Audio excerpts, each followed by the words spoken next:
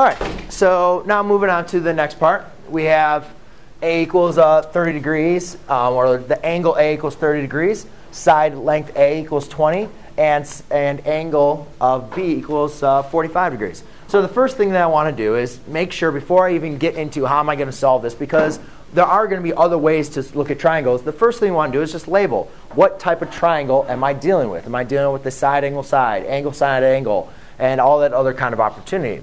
Well, you look at this and you say, well, I have angle, angle, side, right? So we can represent this as an angle, angle, side. And I think it's very helpful for me to write down this just so I can remember, all right, angle, angle, side. I know I can apply now the law of sines. So what I'm going to do is I'm just going to write out the law of sines, and then what I'll do is I'll plug in the information that I know. So the law of sines that we said, which one did I? Law of sines, we have A over sine of A equals B over sine of B, which equals C over sine of C. All right? So now let's just go and plug in what information that we know about this problem. We know A is worth 20. And we know sine of A is going to be the sine of 30 degrees, which is equal to B, which is an unknown, and sine of B, which is the sine of 45 degrees.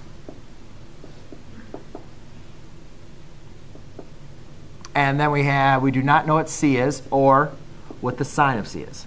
So ladies and gentlemen, when applying the law of sines, all right, we don't need to use all three of these proportions. Right? You can see this is like three proportions all equal to each other. We only need to use a proportion, two of them equal to each other. So I don't have any information in for C or sine of C, right? Well, and it's not going to really help me solve this right now at this current point. So I'm just going to erase that and solve for my 20 and sine of 45 degrees. All right, so let's go and find the length of B first, and then we'll kind of we'll go from there. So to find the length of B, well, remember proportion.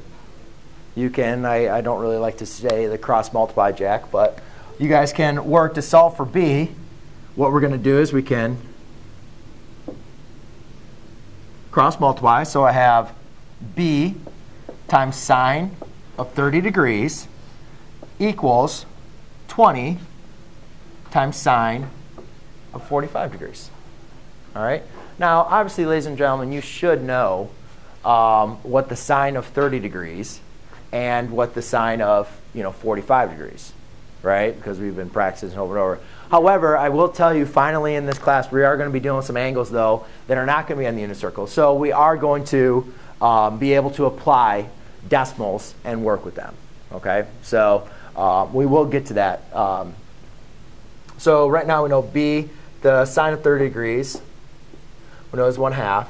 Then we're going to have 20. And now let's evaluate for the sine of 45, which is square root of 2 over 2, right? So I'll just say the sine 45. The decimal approximation is, I don't know how to get the decimal approximation on this. Brandon, you know how to get the decimal approximation?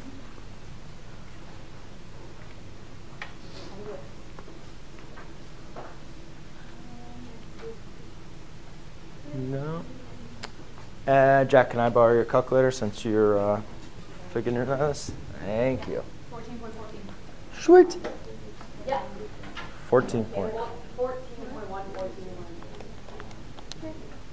I'm getting, when I put this in degree mode, the sine of 45, I'm getting 0.7071. Okay, wait.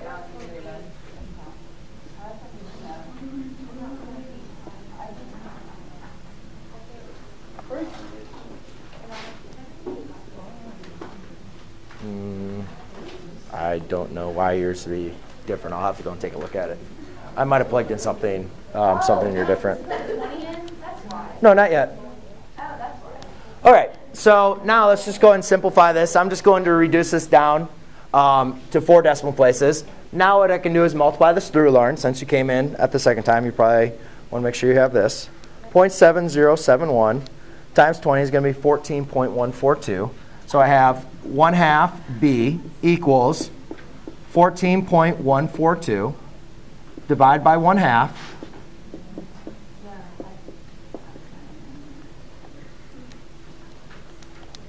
And you can have 28.284. Okay? So, ladies and gentlemen, so far, what I've been able, well, it's close. We were able to figure out what B was, which is 28.284. So I know now B is 28.284. But is that what the question is asking us is, find all the missing values of our triangle. So we don't know what C is, right? So does anybody remember it's going to be kind of difficult because remember on our law of sines, we don't have any values for C.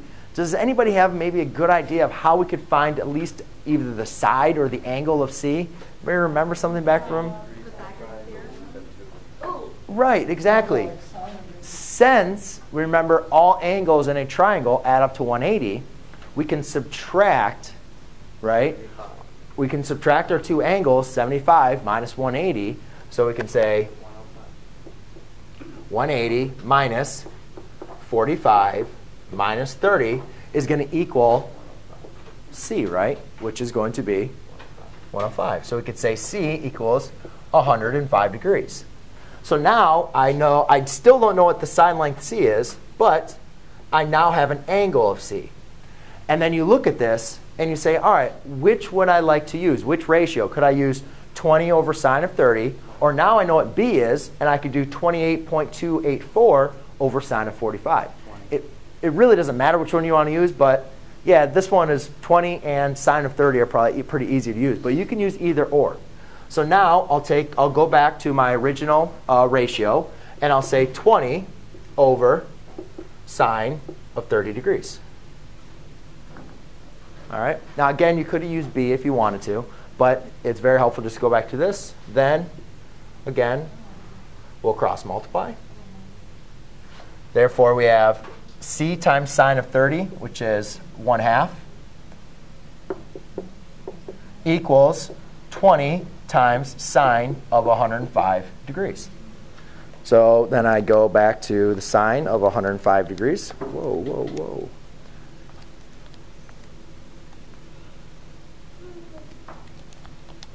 Which is 0.966, which I'll redo, and then times 20. So I have 19.3185. Then multiply by 2. And I get C equals 38.6370. So therefore, I can now say C equals 38.6370.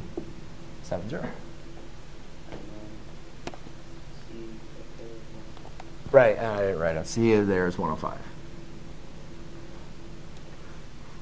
Cool. Anybody have any questions? No? Okay.